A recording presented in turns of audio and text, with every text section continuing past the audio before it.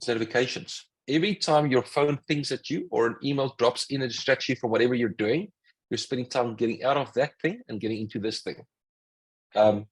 So do you answer unknown numbers? I do, and they're often just people trying to sell me another cell phone contract.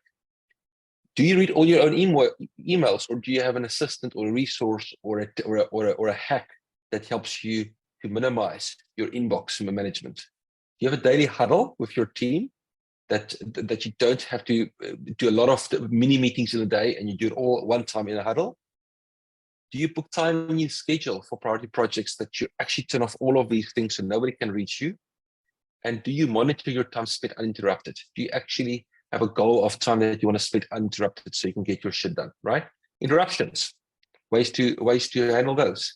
Bad meetings. Could you just not be in a Zoom meeting and get the AI summary?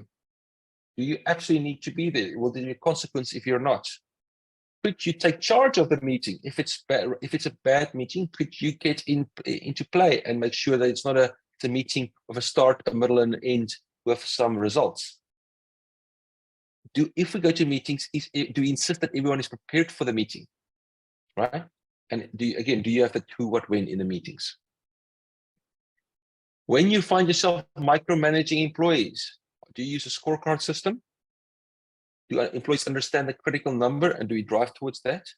Is there a regular check-in cadence, whether it's weekly, monthly, bi-monthly? Do you have standard operating procedures in place for employees that will govern their behavior so that they don't need to keep on asking you, they can go back to procedure? And does your system allow for growth of those employees? Procrastination. And I'm going through these 5 time wasters. And these are questions you need to ask yourself. Do you set priorities weekly and daily, every week, every day? Do you have someone holding you accountable? Do you use a ranking system for your goal setting in terms of importance? And do you curate your environment to get shit done? So if I'm transactional, I'm here in my home office, but if I do deep work, I often need to go to my actual remote working office so that I can absolutely, there's a little spot there that I switch off and I get developmental work done. The ranking system that I use is the Covey ranking ABC 1, 2, 3 system in terms of listing priorities every day.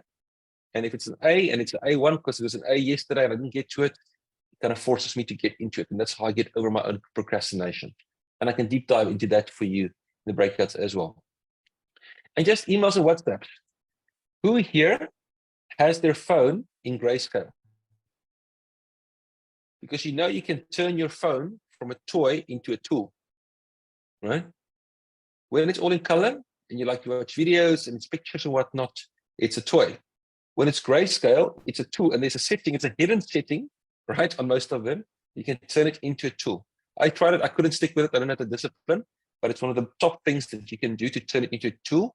And then I turn off notifications on my WhatsApps 3 years ago. My life changed irrevocably. I don't get notifications, emails, or WhatsApps on my phone, and it's a game changer.